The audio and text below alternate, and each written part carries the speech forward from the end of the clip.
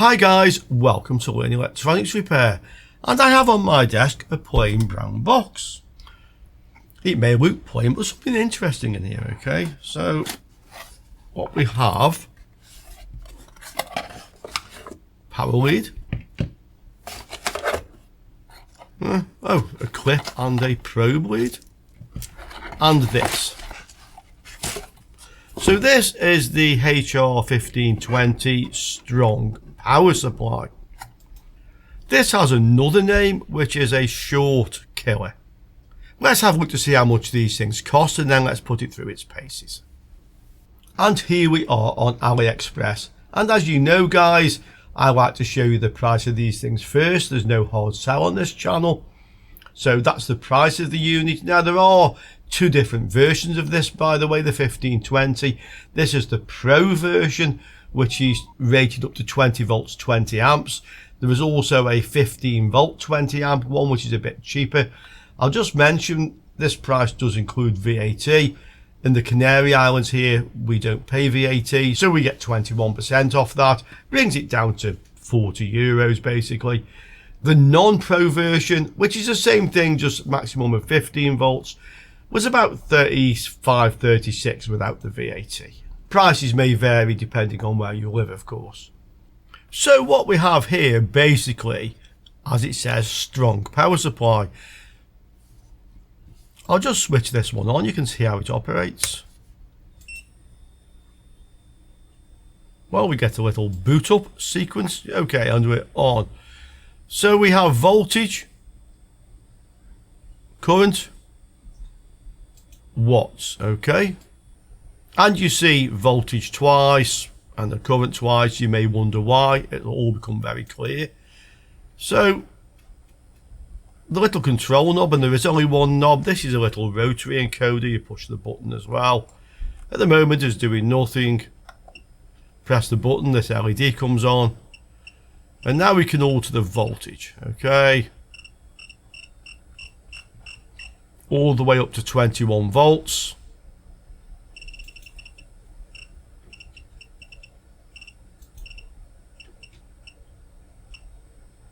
It's quite precise. One click on the rotary encoder gives you 0.1 of a volt. You can spin it quite rapidly, so you can move up and down quite quickly. Okay, so nice and easy to set that compared to my bench power supply. Push the button, we're now on the amps range, and this sets the maximum current, which you can see is 21 amps, but you'll notice that 21 amps the voltage goes down there, 3.5, okay. So you'll see that the maximum current this can actually provide depends on the voltage. I'll set it back to 21 amps. Let's see how high we can get the voltage before that starts to reduce.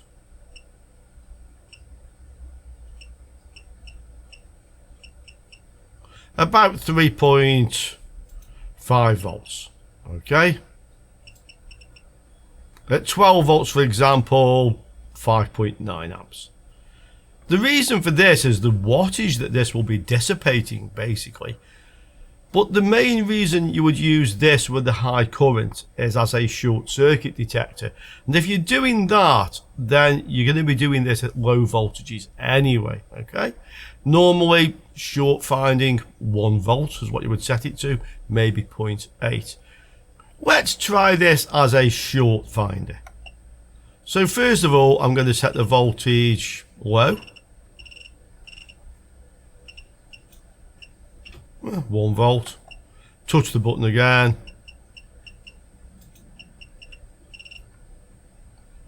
Let's say 2 amps maximum. You'll notice the LED changes as I touch the button. This one, by the way, allows you to switch the bleeping off, you see. Not bleeping now. Touch again, move it once, and now we hear the bleeps again. I hope my microphone is picking that up. It's not particularly loud, but you can switch that off. That's what the third one is for. And in the fourth click, all the LEDs are off. This is now locked to the settings you've put on there. Okay. Let's look at the accuracy of this with the multimeter. And we have 1 volt set here. Okay. We're reading 1.02, 1.1, 1.11, 116. That's reasonably accurate. Certainly to the decimal place we can see here, it's accurate. Right, let's just go up to the higher voltages. Yeah, 21. Slightly out, 21.1. 12. Yeah, I'm quite happy with the accuracy of this. Okay, let's check the constant current facility on this. So we're going to short the leads. It's bleeping. Okay, that bleeping I think is telling us this is in current limit. And you see the voltage on the right hand side is going down to 0.2. Yeah, and we have 1.8 amps. Okay, let's turn the current up.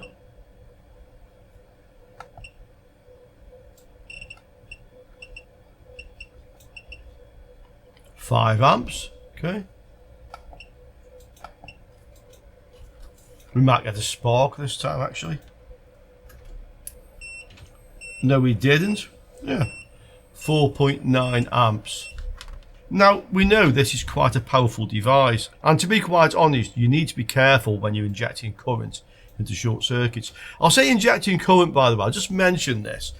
People will say injecting voltage. Yeah, this is incorrect. You cannot inject voltage into anything. You can apply voltage. You can't inject it. You can only inject current. Yeah, down there, talk about it. But I just want to show you how powerful this thing actually is. So here we have solder, yeah? We'll turn the current up to the maximum. So 3.5 volts at 21 amps, yeah? And let's apply that to our short, okay? What happened? Well, the solder melted, okay? Now this is only very thin solder. 0.2 millimeter. Let's try something a bit thicker. 0.6 mil. Okay. What does it do? Yeah, it melts solder. So this should be a very good indication, apart from the fact it's an indication you can have some fun with this, that you shouldn't be injecting things like 20 amps or 21 amps into shorts in most cases, because the current flowing into the short is going to be flowing through the PCB tracks, and PCB tracks, rather like their solder, will go open circuit. Okay, so just bear in mind this is a tool, but it's a tool to use in a responsible manner. Although, having said that, the demonstration was quite fun. Yeah, we like to have fun on the live stream. So on the live stream on Sunday, if you want, we can have a play with this. Yeah, let's see what else it will do. But for now, let's use it as it would be used in a practical manner to detect shorts. To simulate a short circuit on a capacitor, which is a very common thing, I'm using this scrap laptop motherboard. So we have some capacitors down here. Okay, these ones, if we look, one side of the capacitors will connect to ground. That side. Okay, and the other side is not connected to ground. That's connected to the voltage rail. Okay, it's actually reading 42 ohms and 0.032 volts. Okay, so to inject current onto that rail, we need to find out which power supply it is. One of these inductors. Okay, so this is the power rail. Doesn't connect to that, doesn't connect to that, doesn't connect to that. It connects to this one. So this is the voltage rail. So I'm going to put a short on the capacitor and then we're going to inject some current or apply some voltage on here and see if we can get the thing to warm up where the short is. Okay, here is our shorted capacitor. Yeah, so if we now go from the buck converter to ground, we have a short. Let's see what the short killer does. Can we find that short? And this may actually highlight something that is very interesting about short circuits. Let's see what happens. So we're going to set the voltage to something low. I don't know what voltage this voltage rail is. In that case, you should probably go down to 0.8 of a volt, because that's probably the lowest voltage rail you're going to have on anything, okay? This one I think is for the CPU. So because it's a scrap board anyway, and the CPU is removed for that matter, I'm going to set this down to 1.1 volts. Okay.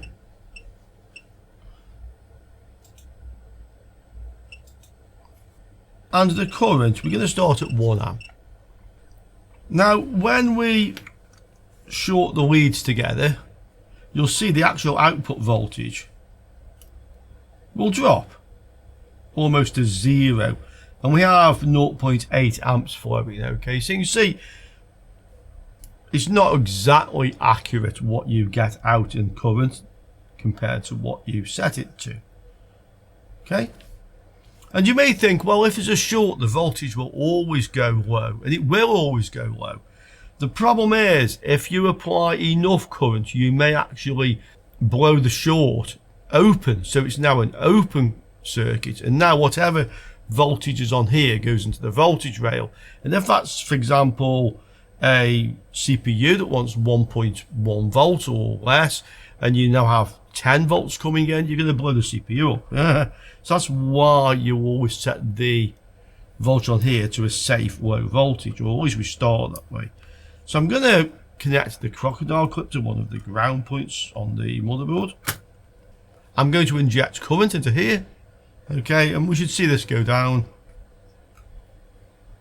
Yeah, and about 0.9 of an amp. Does that short warm up? Well, let's see.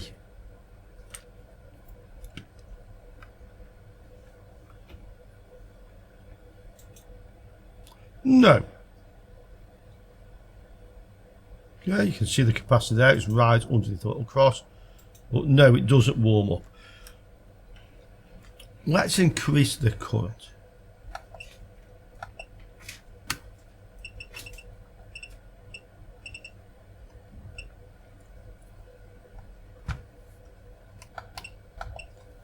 Two amps. Okay. Does it warm up?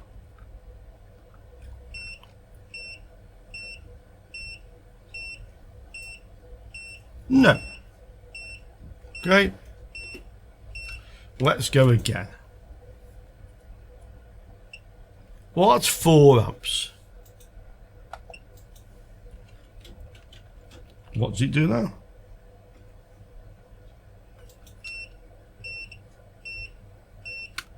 Yeah, now it's warming up. Can you see that? On the thermal camera?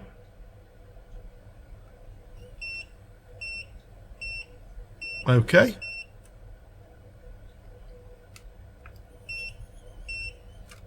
So the short finder is working really well. Let's increase the current some more. 5 amps. Okay. What's it do?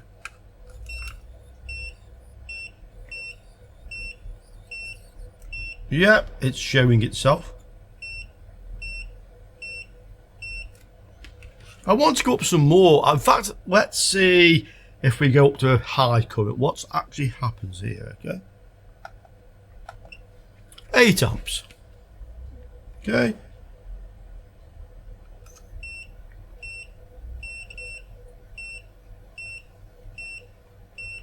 Now it looks really hot, actually. But it's only get up to about 30 odd degrees. Shall we give it some welly? 10 amps.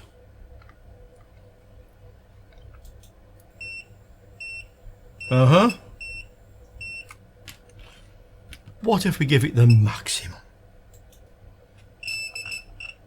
And this is what you shouldn't do. Hopefully we'll find out why. Okay, so maximum. Stick some colours into this and let's see what it does.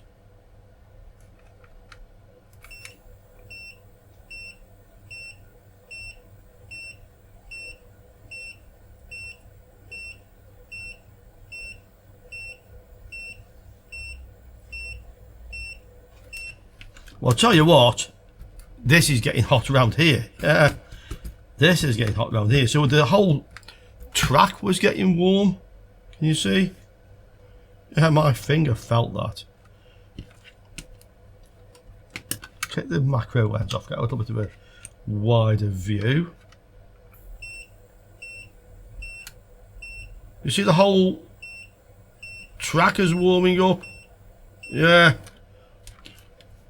So this is why you shouldn't be putting too much current into a short, because that track will only take so much. Yeah. Okay. A good demonstration though, I think. The reason the short doesn't go into meltdown at 20 amps is because it's a very low resistance. So the wattage dissipated in that short is voltage times current. If the resistance is extremely low, then you have 20 times an extremely small number, which is a small number. So the wattage is not very high. What was happening there, we were getting at least as much, probably more, wattage dissipated in the tracks between here and here. Okay, so if you have very, very low resistance shorts, as this will be, because it's just a bit of wire soldered directly across the capacitor there, then it can sometimes be difficult to get the thing to warm up enough to see it even on the thermal camera. And this clearly did a very good job of that. Is this doing anything that your bench power supply can't do? Well, not really. It's doing the same sort of job, but this will go to high current, and most of us don't have bench power supplies that will go anywhere near as high as that. The cases when we need the high current is not always. I mean, I find a lot of shorts with my bench power supply, but considering the cost of high current bench PSUs, this actually is quite an attractive option. Yeah, and short finding is something we do a lot of. So I like this. I'm going to be using this. Let's see how it goes in some real life scenarios. But first impressions as a short finder, yeah, this certainly works. It does what it says on the tin. Okay. As a power supply, maybe quite not, because you're thinking, okay, well, this will give you like 20 volts at 20 amps. It won't. We've seen that. Okay. At 12 volts, we're getting about 6 amps. It shows you on here what it will deliver. So as a power supply itself, it's a little bit more limited. But again, it will still work as a power supply. Okay, so I hope you enjoyed that. Let's hear what you think about it down there in the comments. Okay. And I'll have the link to this in the video description if you're interested in buying one. If you're doing that, by the way, don't forget to use the ALiExpress codes and save yourself some money. Okay, hope you enjoyed that. I look forward to seeing you all soon again on Learning Electronics Repair. Ciao for now, guys.